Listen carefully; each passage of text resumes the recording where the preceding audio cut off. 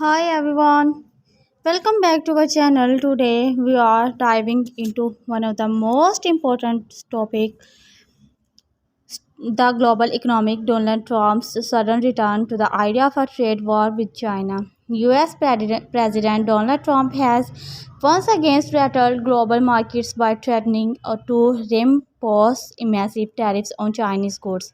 He announced that starting November 1, the United States could impose additional 100% tariffs in response to Beijing's new restriction on rare earth metals. These announcements immediately sent shockwaves through the financial world, wiping out around $1.65 trillion in the US market value in just one day.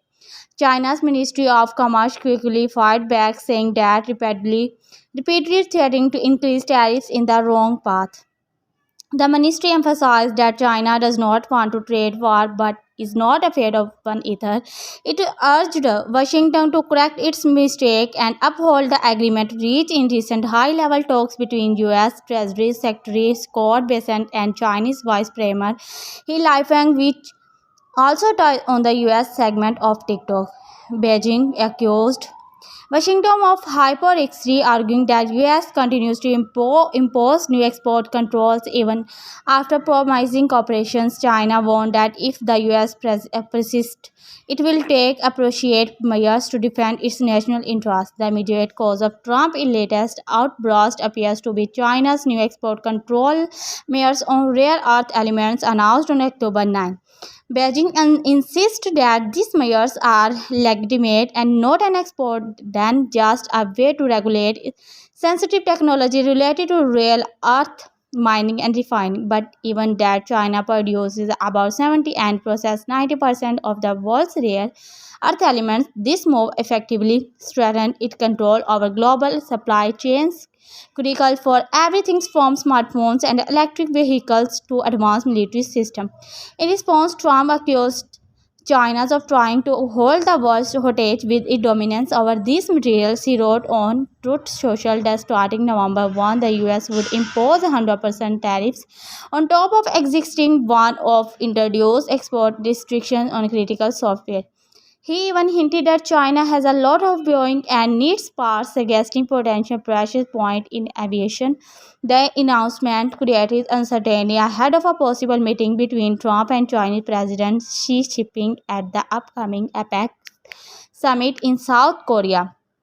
Trump initially said the meeting might be pointless but later claimed it had not been cancelled.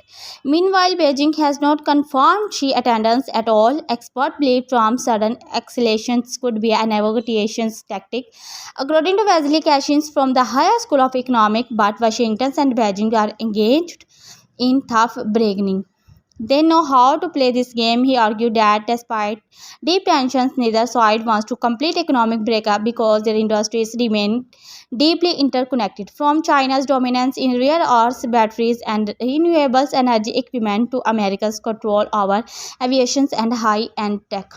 Another analyst, Vladimir Vasilyev, suggests that Trump's behavior follows his classic maximum pressure strategy, start with extreme threats to gain leverage in talks. He even speculated that Trump's frustration over not receiving the Nobel Peace Prize might have pushed him toward a more aggressive stance. In the end, this may not be just about tariffs, it's about refining Americans' long-term strategy to contain China economically rather than military.